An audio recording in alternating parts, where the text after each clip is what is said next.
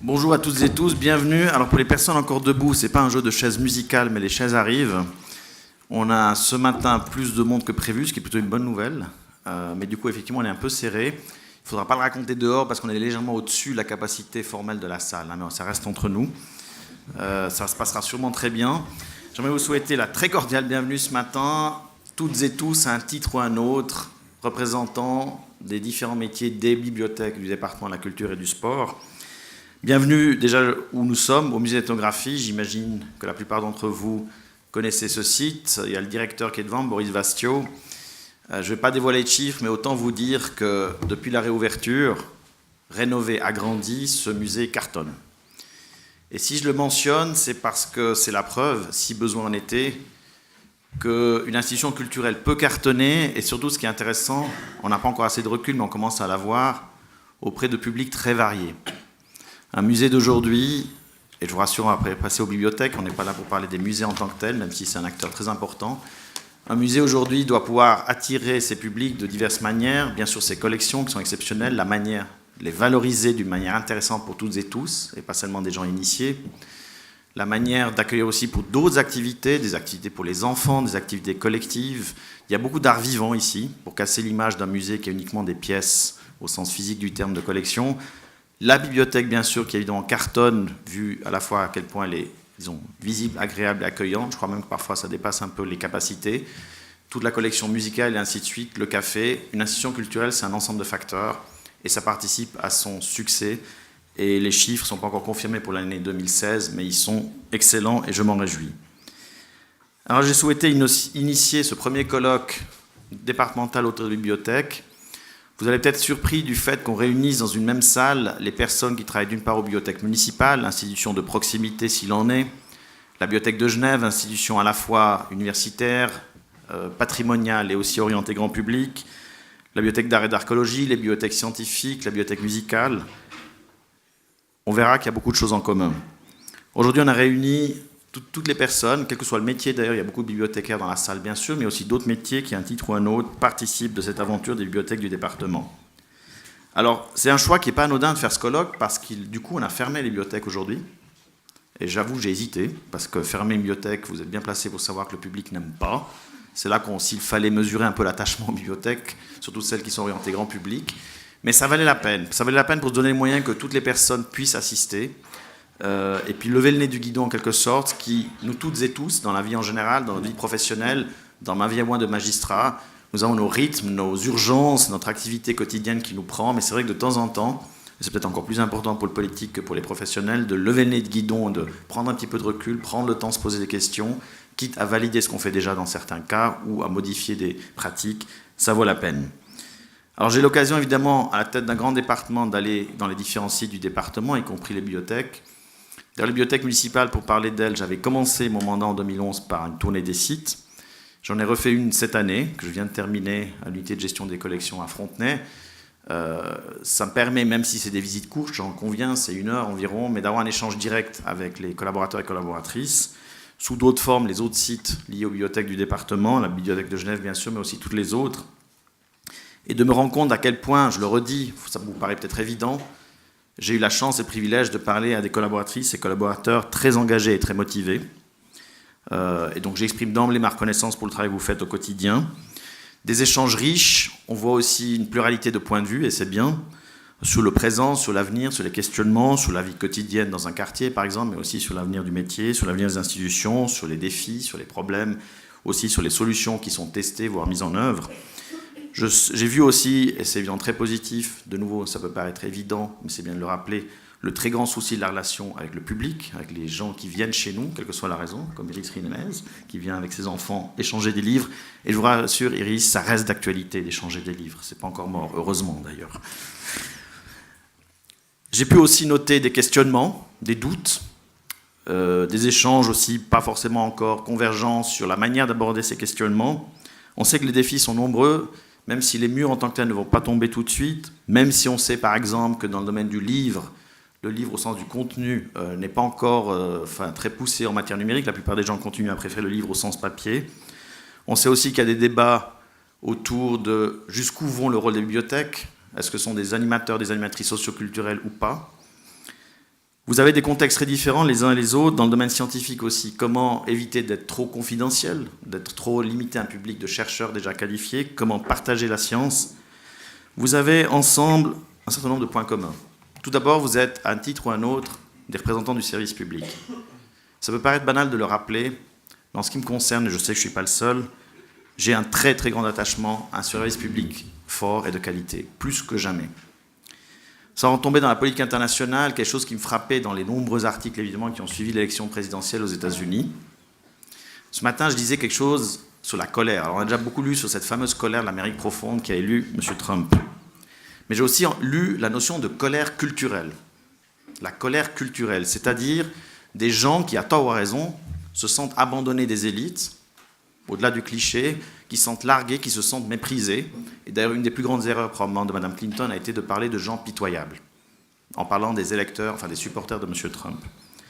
Alors, ça ne veut pas dire que nous, agents de la culture au sens large, on va pouvoir nous compenser la déshérence économique ou la globalisation, mais c'est clair que quand des gens se sentent abandonnés ou méprisés, c'est clairement un des meilleurs terrains possibles au populisme, au fondamentalisme, aux excès de toutes sortes. Et sans préjuger de ce que l'avenir nous réserve aux États-Unis et dans le monde, c'est vrai que cette colère culturelle, qu'elle soit justifiée ou pas, doit être prise au sérieux. Alors vous êtes des agents de service public, vous êtes aussi directement chargés de conserver et de diffuser le savoir, et en plus de le diffuser d'une manière aussi accessible que possible. Ce qui est évidemment fondamental, c'est une mission générale de la politique culturelle. Je suis évidemment, ça peut paraître de nouveau banal de dire, mais c'est aussi important de rappeler des choses évidentes parfois. Je suis évidemment très très attaché à la démocratisation au sens large, et on a encore du travail dans ce domaine. Je dois reconnaître que les bibliothèques, en tout cas municipales, sont probablement parmi les institutions culturelles du département les plus, je dirais, diversifiées en termes de public, mais je vous le dévoile déjà maintenant. Récemment, on a terminé le rapport sur les études de public pour l'année 2015, l'ensemble des institutions du département, donc les musées et ainsi de suite. Et là, 3/4 des personnes interrogées qui vont au musée ont un diplôme universitaire, ou HES.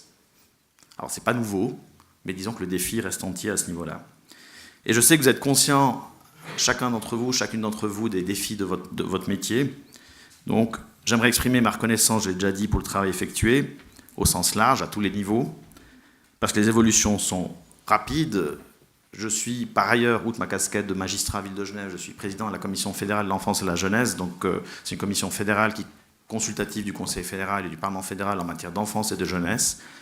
Et on se pose beaucoup de questions sur le numérique au sens large, parce que c'est une réalité de tous les jours.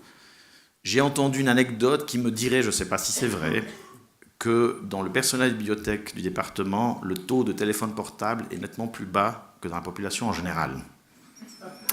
Alors, aucun problème là-dessus, je peux parfaitement comprendre les gens qui se débarrassent du téléphone portable. Moi, j'en ai un et du coup, je suis un peu accro au téléphone portable. D'ailleurs, mes amis m'engueulent parfois durant mes loisirs.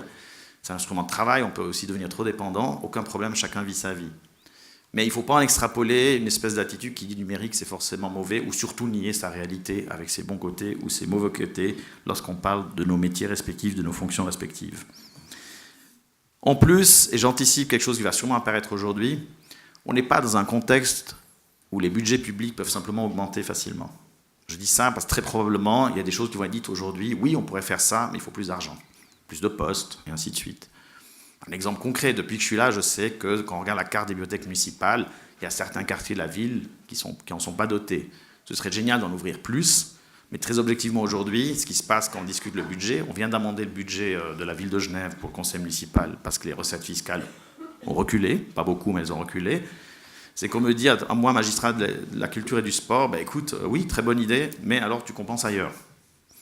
On n'est plus dans l'époque encore relativement récente, où dès qu'on avait une bonne idée, un nouveau festival, une nouvelle bibliothèque, on pouvait ajouter des moyens. Quelles que soient les raisons, économiques, fiscales, aussi des rapports de force au conseil municipal, ça, c'est une approche, je ne dis pas que c'est impossible, je dis juste que c'est beaucoup plus difficile, et par conséquent, ça amène à faire des choix. Des choix dans la mesure réfléchie, évidemment, et concertée, mais ça amène à faire des choix. En plus, et ça c'est l'esprit du temps, vous le sentez probablement aussi à votre niveau, moi je le sens beaucoup, on est dans une période où les systèmes de contrôle de gestion, de contrôle des risques, de contrôle multiples, je ne vous fais pas la liste des contrôles auxquels je suis soumis d'une manière ou d'une autre, et donc vous, par ricochet. C'est impressionnant. Ça part d'un bon sentiment qu'il faut gérer l'argent public avec rigueur, avec transparence, et ainsi de suite.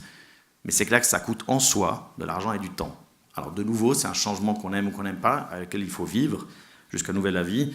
On n'a pas oublié le plébiscite du peuple genevois autour de la Cour des comptes. Et je ne critique surtout pas la Cour des comptes, mais pour dire que voilà, il y a cette volonté de contrôle et de rigueur, bienvenue en soi, mais qui effectivement génère en soi aussi une consommation de ressources qu'en théorie, on préférait affecter à des activités en lien avec notre public.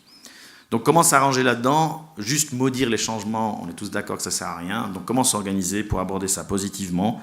Et je sais qu'on a toutes et tous ici, en termes d'intelligence collective, tout ce qu'il faut pour répondre à ces défis.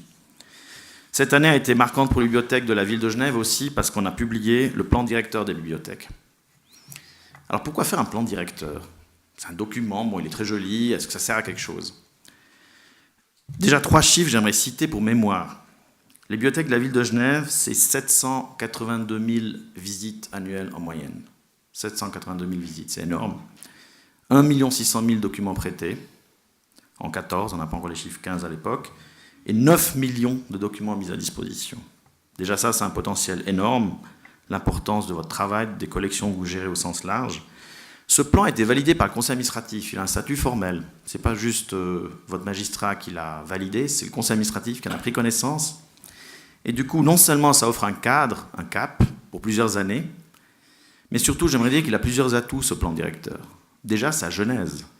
Il est issu de vos milieux professionnels par la commission des bibliothèques qui a travaillé durement, qui a aussi réussi à identifier les points communs à travers les différences de vos sites respectifs, de vos bibliothèques respectives. Déjà, la genèse, le processus est au moins aussi important dans ce genre de cas que le résultat, puis ça conduit à des débats internes sur l'orientation générale, les défis, les priorités. Deuxième atout, le fait qu'on les fait exister et formaliser, ça fait justement aussi mieux exister le domaine des bibliothèques. Si je regarde d'un point de vue très superficiel en tant que magistrat en charge du département, ce qui agite le plus les médias, je parle sous le contrôle du journaliste qui est présent et qui nous anime aujourd'hui, en moyenne, ce n'est pas les bibliothèques qui agissent le plus les médias, c'est d'autres sujets. Si je regarde l'actualité du département, le patinage par exemple, ou le musée d'art et d'histoire, suivant les périodes. Mais pour dire que, et malgré tout, c'est un domaine fondamental de notre activité. Alors je ne suis pas forcément malheureux que les médias ne s'intéressent pas tous les jours aux bibliothèques municipales ou aux bibliothèques de Genève, on est d'accord. Mais pour dire que ça fait aussi une reconnaissance de ce travail qui est fait, de ce potentiel, de cette réalité. Et je vous rassure tout de suite, peut-être que ça ne vous rassure pas, mais il n'est pas question de mettre ce plan directeur dans un tiroir ou une étagère, de le laisser s'empoussiérer. Il y aura un suivi. Il y aura un suivi, ça ne veut pas dire du contrôle, c'est du suivi pour voir si on a fait les bons choix, est-ce qu'il faut réorienter certaines choses, est-ce qu'on arrive à concrétiser les intentions qu'on y a mises. Et ça permet d'accompagner de manière plus globale tous les débats qu'on fait par exemple aujourd'hui ou plus largement. Alors quand on parle de numérique, j'aimerais citer Neil Gaiman, que nous avons d'ailleurs mis en exergue dans le plan directeur. Google can bring you back 100,000 answers. A librarian can bring you back the right one. Donc vous le connaissez, Google peut vous amener 100 000 réponses au moins, mais une bibliothécaire peut vous amener la bonne réponse. Cette phrase m'a beaucoup accompagné lorsque j'ai dû défendre Interroge au conseil municipal. La fameuse banque de données qui, pour des raisons que je n'ai jamais complètement comprises d'ailleurs, a fait l'objet d'attaques en règle. Et il y a eu même un vote où la suppression d'Interroge a échoué à une voix près, c'est vous dire. Je sais pas, parfois, bon, j'étais parlementaire moi-même, votre directrice aussi, les parlements parfois ils s'embarquent dans des cibles comme ça, c'est pas toujours très rationnel, mais ça fait partie de notre environnement, on doit le gérer. Pour l'instant ça va, mais je disais, voilà, c'est l'évolution naturelle du métier de bibliothèque, c'est de compléter notre offre classique, toujours pertinente, avec cette offre-là qui est en plus extrêmement populaire et appréciée. Et je pense qu'on est unique dans ce domaine, jusqu'où on l'a poussé Interroge, et j'espère que maintenant c'est un acquis. Donc voilà, une journée consacrée à entendre aussi des personnes d'ailleurs, je m'en réjouis. En aucun cas je vais prétendre que c'est les personnes d'ailleurs qui vous amènent des solutions toutes faites, mais ça permet un échange, ça permet de voir ce qui se passe ailleurs, de se renseigner. On le fait plus ou moins à titre individuel dans notre quotidien, mais c'est bien parfois de pouvoir le faire collectivement, que ce soit M. Bessières qui nous amènera à la réflexion de la bibliothèque du Centre Pompidou à Paris en termes de médiation et de partage des savoirs, en plus dans un bâtiment qui est très visité mais complexe en termes de dynamique générale. De l'exemple du Danemark, à partir d'une ville qui est semblable à la nôtre en termes de taille, qui a décidé de voir ce que ça voudrait dire aujourd'hui d'inventer une bibliothèque à partir d'une page blanche. La bibliothèque cantonale universitaire avec Madame Frey, qui vient aussi nous parler de bibliothèque institutionnelle, à la fois universitaire et patrimoniale. Et puis, notre exemple de Nantes, qui vient parler d'innovation dans le domaine des bibliothèques. On se réjouit aussi beaucoup. Donc voilà, je vous souhaite des débats intéressants sous la houlette certainement très dynamique de Iris Jiménez, qui va nous challenger. Elle a commencé déjà ce matin, vous avez remarqué. Donc c'est aussi une manière d'encourager le débat. Je vous remercie d'être là et puis je vous souhaite une très belle journée de partage. Merci.